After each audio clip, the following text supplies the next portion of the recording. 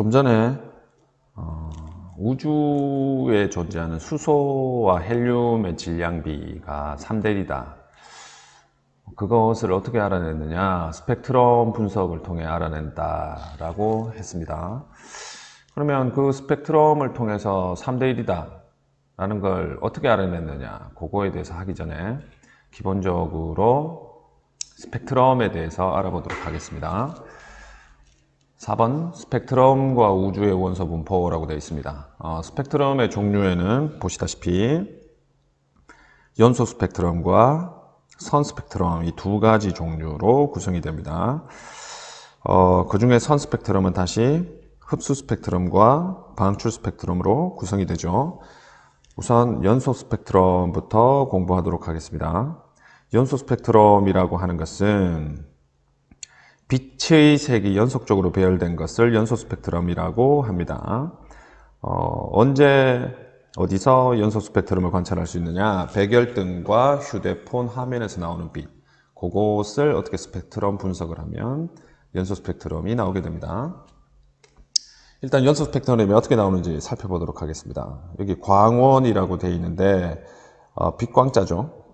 빛을 발생시키는 기구가 되겠습니다.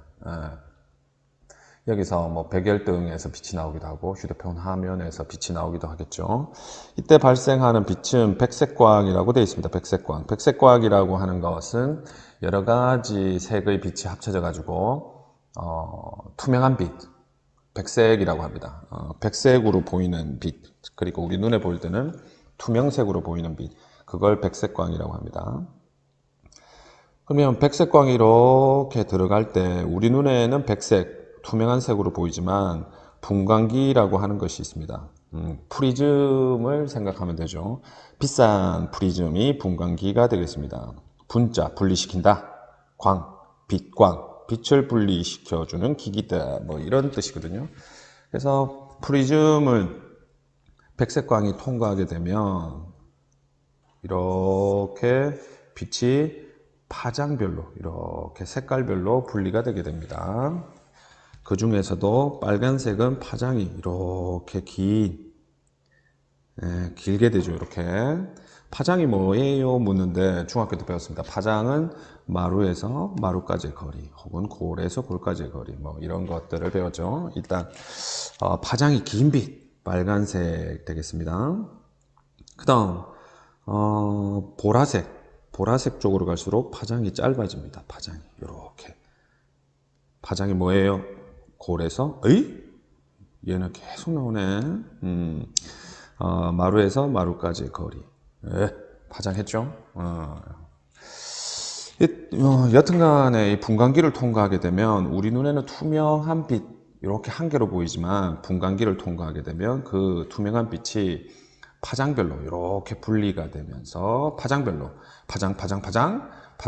이렇게 분리가 되면서 색깔이 이렇게 분리가 되게 됩니다. 그 중에서 파장이 긴 것은 빨간색, 파장이 짧은 것은 보라색 쪽이 되겠습니다.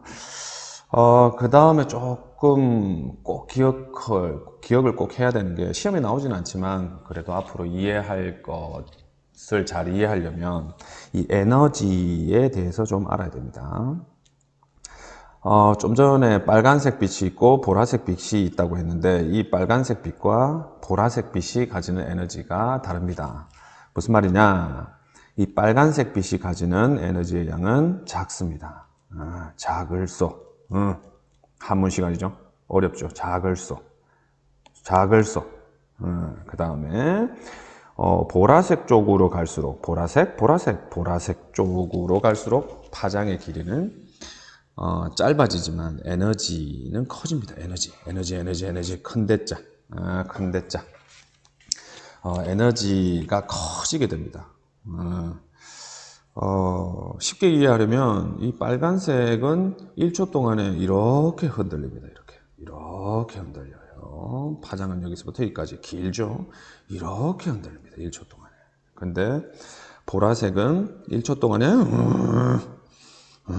엄청 빨리 흔들리죠. 다시 한번 1초 동안에 보라색 빛은 굉장히 많이 떨립니다. 그러면 1초 동안에 누가 더 많은 에너지를 썼을까요? 쉽게 생각할 수 있을 겁니다. 얘가 1초 동안에 더 많이 떨리기 때문에 에너지를 더 많이 가지고 있다. 에너지를 더 많이 쓸 수 있다. 이런 거겠죠. 그래서 파장이 짧은 보라색 쪽이 에너지가 큰 것이고 파장이 긴 빨간색 쪽이 에너지가 작은 것입니다. 그래서 에너지가 큰 거에서 작은 것으로 이렇게 분리가 된 게 스펙트럼이다 라는 걸 알아둬야 된다는 거죠. 다음번에 선 스펙트럼을 할 때 꼭 알아야 되는 것입니다. 다시 한번, 연소 스펙트럼이라고 하는 것은 빛의 색이 연속적으로 배열된 거, 이런 것들이 연소 스펙트럼을 나타낸다라는 거 꼭 알아야 돼. 요것을 꼭 알아야 된다. 그죠? 그러면 또 어떻게 연소 스펙트럼을 이렇게 관찰할 수 있느냐? 백색 광이 이렇게 들어왔을 때 분광기를 통과시키면 연소 스펙트럼이 이렇게 나온다. 그 다음에 중요한 거죠. 이렇게 나왔을 때 보라색 쪽이 에너지가 큰 것이고 빨간색 쪽이 에너지가 작은 것이다. 그래서 에너지별로 분리가 된다라는 거죠. 에너지별로 빛이 분리된다. 에너지별로 분리가 된다라는 거 알아두시면 됩니다. 선 스펙트럼 공부하도록 하겠습니다. 선 스펙트럼은 원소의 종류, 원소의 양을 알 수 있게 해준다라고 되어 있습니다. 요 양이라는 표현 대신에 질량, 밀도 여러 가지 용어로 쓰니까 잘 알 수 있도록 하시고 선 스펙트럼은 굉장히 중요합니다. 연소 스펙트럼도 역시 중요하고요. 올라갈까요? 별표를 빠뜨려야 돼요. 다 중요. 다 중요. 다시 한번 얘기하지만 공책 정리가 된 모든 내용이 다 중요해요. 필요 없는 것은 필요 없다라고 하기 때문에 필요 없다라고 하는 거 외에는 싹 다 갈아엎는 게 아니고 싹 다 외워줘야 됩니다. 다시 선 스펙트럼으로 이렇게 와가지고 원소의 종류와 원소의 양을 알 수 있게 해준다. 이런 내용을 자세히 알아보기 전에 기본적인 내용 먼저 살펴보도록 하겠습니다. 선 스펙트럼의 종류부터 보겠습니다. 선 스펙트럼의 종류에는 흡수 스펙트럼과 방출 스펙트럼이 있는데 흡수 스펙트럼은 요런 게 흡수 스펙트럼. 요 까만색 선, 까만색, 이걸 덜 지웠네. 덜 지웠어. 요 까만색 선이 흡수선이라고 하고 이런 흡수선이 나타난 것이 흡수 스펙트럼이 되겠습니다. 저온의 기체, 저온의 기체에서 볼 수 있다라고 되어 있죠. 좀 이따 설명하겠습니다. 방출 스펙트럼은 방출선이 나타난 스펙트럼이다. 방출선, 까만색 바탕에 색선, 까만색 바탕에 색선, 이런 색선이 나타난 것이 방출 스펙트럼입니다. 이 색선의 이름은 방출선이 되겠습니다. 어디서 볼 수 있느냐? 고온의 기체에서 이 방출 스펙트럼은 볼 수 있다라고 되어 있습니다.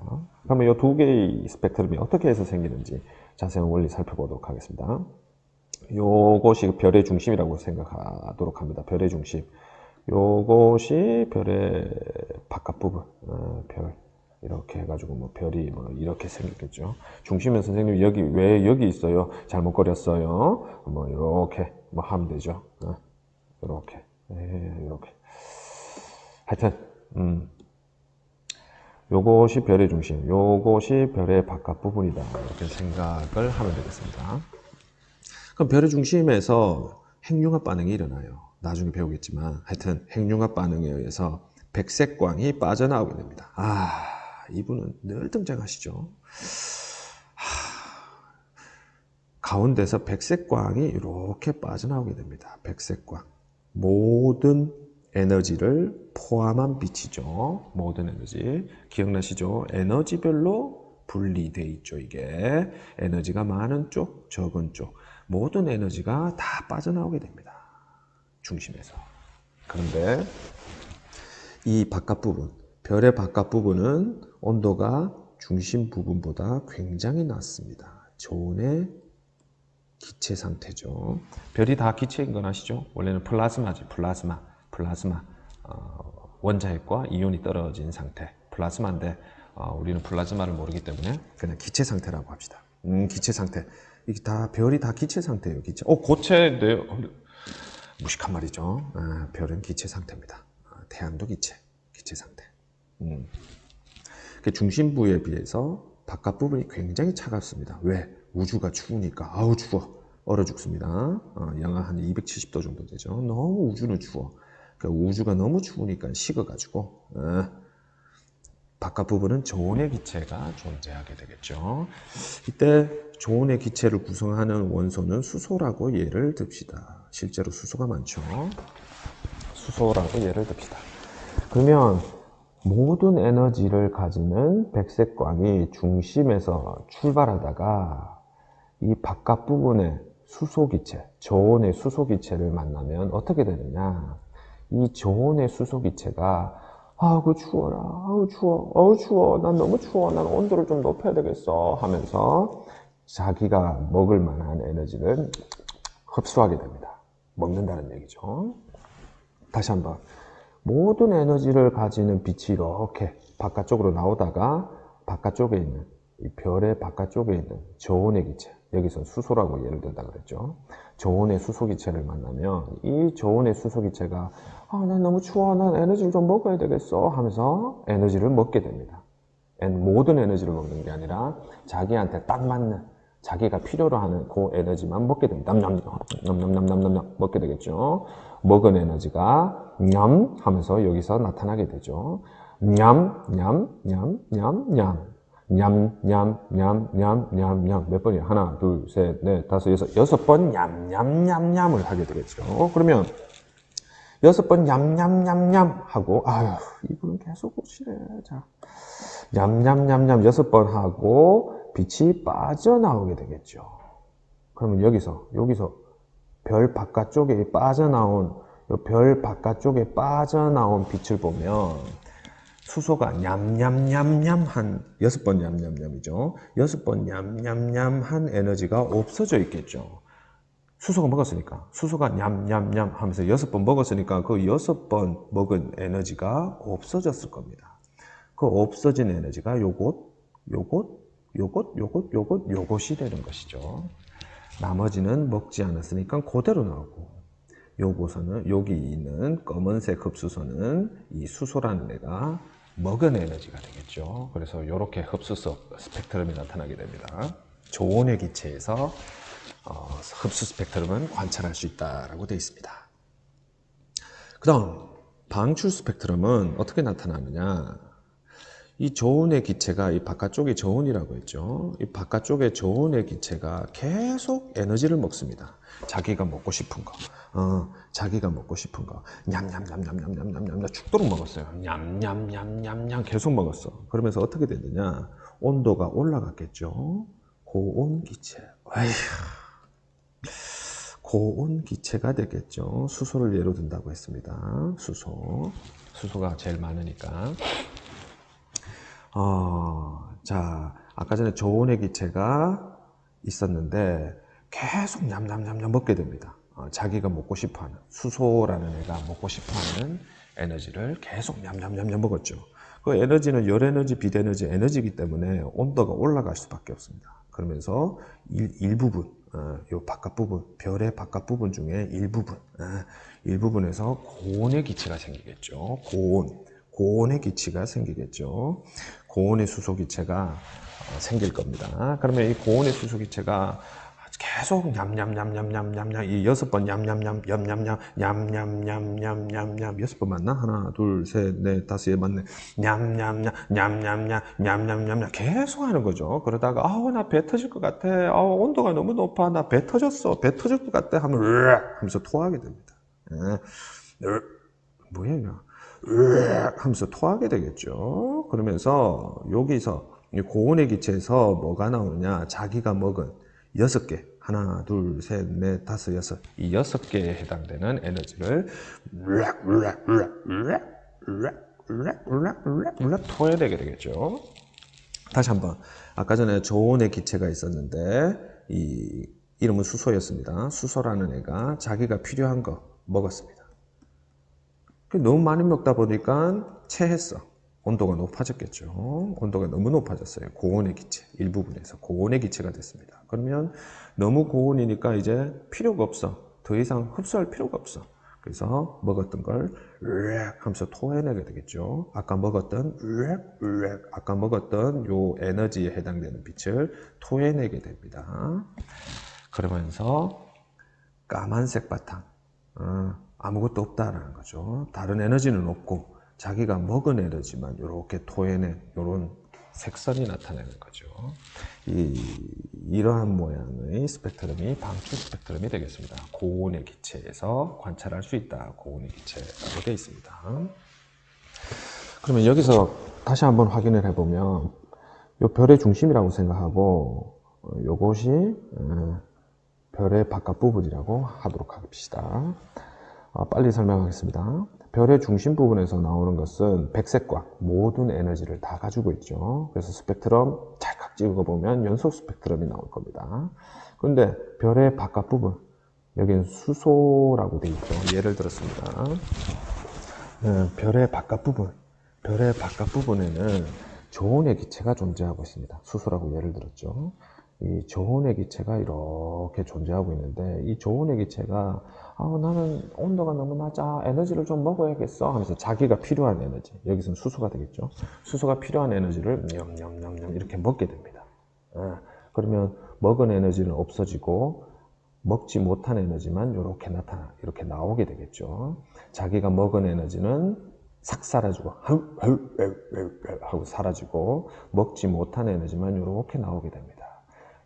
나온 빛을 스펙트럼 딱 찍어보면 이런 형태 흡수 스펙트럼이 나오게 되겠죠. 먹은 건 사라지고 안 먹은 건 나오는 이런 흡수 스펙트럼이 되고, 저온의 기체가 너무 열에너지, 빛에너지, 에너지를 먹다 보니까 고온의 기체가 됐습니다.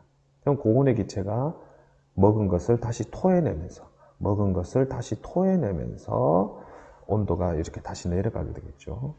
여튼간에 고온의 기체가 자기가 먹은 걸 이 토해낸 요 빛을 스펙트럼 찍어보면 먹은 것만 이렇게 토해내게 되겠죠. 다시 한번, 여기 고온의 기체, 자기가 먹은 것이 너무 많아. 그래서 토해내게 됩니다. 이 토해낸 빛을 스펙트럼 찍어보면, 분광기를 통과시켜보면 이렇게 되겠죠. 자기가 먹은 것만 이렇게 토해내게 됩니다. 그래서 방출 스펙트럼이 나타나게 되겠죠. 그러면 여기서 알 수 있는 건 뭐냐 하면, 아까 수소라고 예를 들었죠. 여기 저온의 수소라는 애가 여기에 해당되는 빛을 먹었죠. 그러면 온도가 높아졌을 겁니다. 고온의 수소가 되겠죠. 고온의 수소. 그러면 고온의 수소가 자기가 먹은 것, 요 6가지, 먹은 것만 뱉어내게 되겠죠. 그러면 요 흡수선의 위치랑 요 방출선의 위치가 같다면 굉장히 중요하죠. 이 선의 위치가 같다면 어떻다? 같은 원소다라는 거죠. 같은 원소다라는 거죠. 예를 들어서 실제 수소 스펙트럼은 요겁니다. 요거는 제가 예를 든 거고, 실제 수소 선 스펙트럼을 보면 이렇습니다. 흡수, 방출. 요 선의 위치가 같으면은 같은 원소의 스펙트럼이다라는 거 굉장히 중요하죠. 원래가 아니고 냠냠 이거 먹었다. 야, 맛있네. 근데 너무 뱉어질 것 같아. 토해내면 여기 먹었던 걸 토해내고, 여기 먹었던 걸 토해내고, 먹었던 거 토해내고. 선의 위치가 같으면 같은 수소다, 같은 원소다. 탄소 역시 마찬가지죠. 자기가 먹은 것만 토해내게 됩니다. 먹은 것만. 그래서 이선, 흡수선, 방출선의 위치가 같다면 같은 원소다라는 거 기억해 두시기 바랍니다.